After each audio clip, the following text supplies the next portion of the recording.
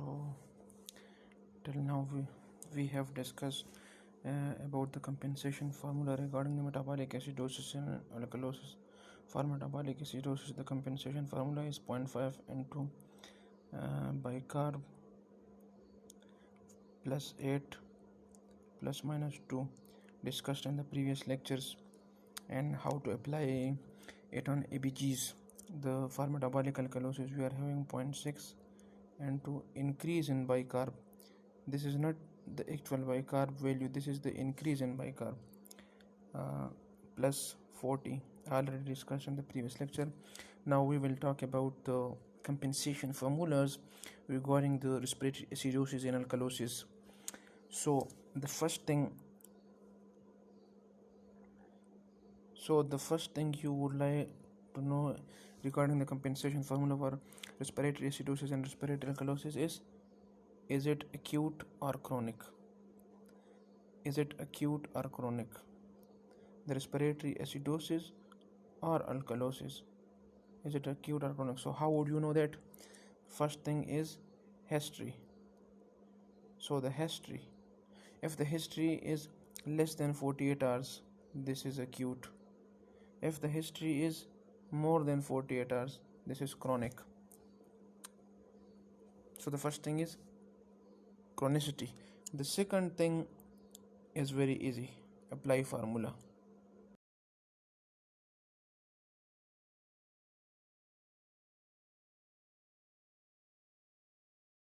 So this is the expected bicarb, and this is the CO2. Now it is very simple. 1, 2, 4 and 5, and you apply over here 10, 10, 10, 10. Now in acidosis or alkalosis, we measure the expected CO2. In the metabolic acidosis or metabolic alkalosis, we measure the expected CO2. Similarly, in the respiratory acidosis or respiratory alkalosis, we measure the expected bicarb. So the first one is for this one. This is for acute respiratory acidosis. So every 10 mm increase in CO2, there will be increase in bicarb by 1 milliequivalent. Now the second one, this is acute respiratory alkalosis. So we know that in alkalosis the CO2 is decreased in the blood. So for every 10 mm decrease in CO2, bicarb is decreased by 2. The third one, this is for chronic respiratory acidosis. So acidosis, again CO2 is increased. So for every 10 mm increase in CO2, bicarb should be increased by 4.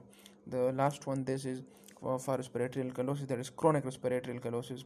So for every 10 mm decrease in CO2, bicarb should be decreased by 5. Now applying this formula on scenarios.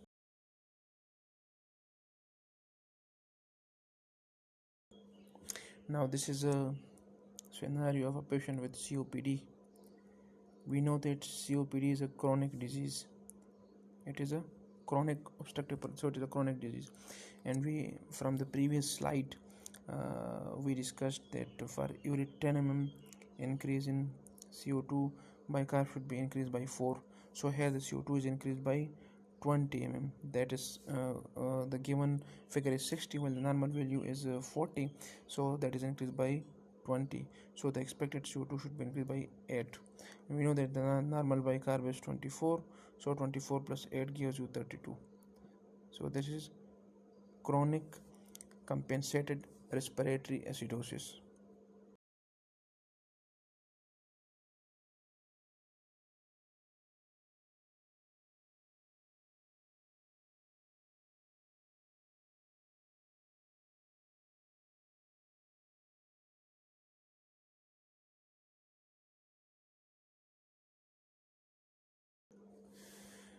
Now this is a case of acute asthma exacerbation. So in acute asthma exacerbation, so the name shows it is acute. So if it is acute, it means for acute, for every 10 mm increase in CO2, the bicarb should be increased by 1. So here it is increased 20, so the bicarb should be increased by 2, but here it is increased by more than 2. So this is a acute respiratory acidosis with metabolic alkalosis, because the expected bicarb was 26, but here it is 30. So this is acute respiratory acidosis with metabolic alkalosis.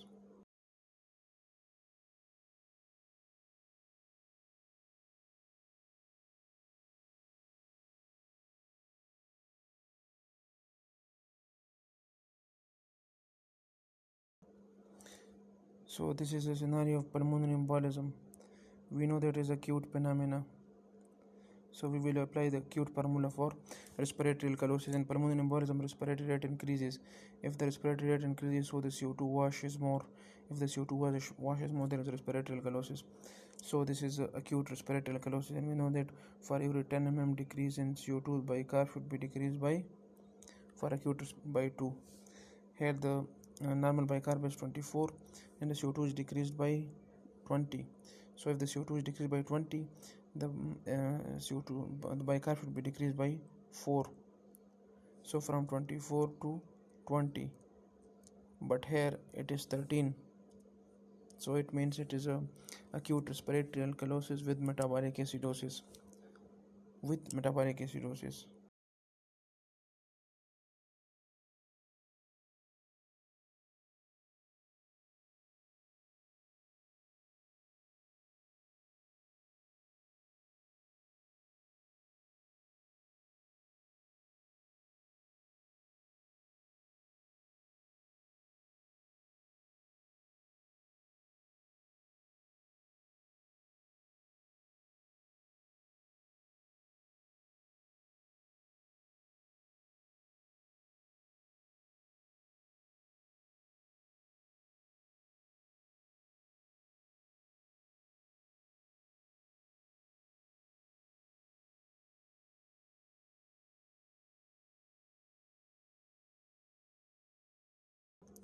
So these were the formulas for the compensation regarding respiratory acidosis or respiratory alkalosis, and for the formulas interpretation regarding metabolic acidosis and alkalosis, they were discussed in the previous lectures.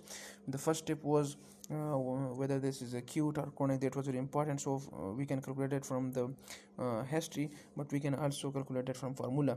That is, you take the pH and divide by PCO2. If that is equal to 0.08 or 0.008, this is acute phenomena.